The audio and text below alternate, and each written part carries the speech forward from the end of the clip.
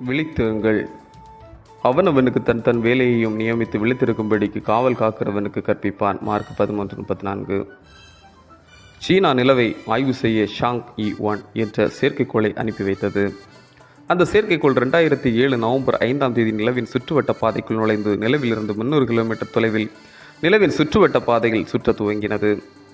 இதில் கவனிக்க வேண்டிய செய்தி விஞ்ஞானிகளின் விழிப்புணர்வு. தொடக்கத்தில் அதன் வேகம் வினாடிக்கு 2.3 கிலோமீட்டர். அவசரப்பட்டு குறிப்பிட்ட நேரத்திற்கு முன் வேகம் குறைக்கப்பட்டிருந்தால் நிலவை விட்டு வெளியே சென்றிருக்கும். சிறிது நேரம் கழித்து வேகம் குறைக்கப்பட்டிருந்தால் நிலவில் மோதி எரிந்து சாம்பலாயிருக்கும். கவனமாக தக்க தருணத்தில் விழிப்புடன் செயல்பட்டு அதை நிலைநிறுத்தினர்.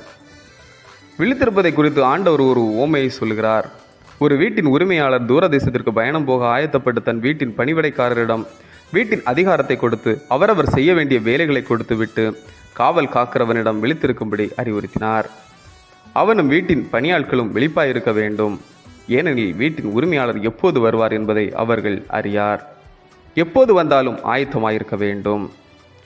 விழித்திருங்கள் என்ற கிறிஸ்தவ வாழ்வுக்கான எச்சரிப்பும் உற்சாகமும் இங்கே சுட்டி காட்டப்படுகிறது. விழித்திருங்கள் என்ற கிறிஸ்தவ வாழ்வுக்கான எச்சரிப்பும் உற்சாகமும் இந்த பகுதியில் நமக்கு சுட்டி காட்டப்படுகிறது. விழித்திருங்கள் என்பது தொடக்க திருச்சபையின் வலுவான போதனையாக இருந்தது. மற்றவர்களைப் போல் நாமும் உறங்கலாகாது விழிப்போடும் அறிவு தெளிவோடும் இருப்போம். 1 தெசலோனிக்கர் 5:6. யோவான் இன்னும் வலுவாக விழிப்பாயிருப்போர் பேறு பெற்றோர் என கூறுகிறார். வெளிப்படுத்தல் 16:15. நாமும் நமது வாழ்வில் ஆண்டவரின் வருகையில் அவரை எதிர்கொள்ள விழிப்பாயிருந்து ஆயத்தப்படுவோம்.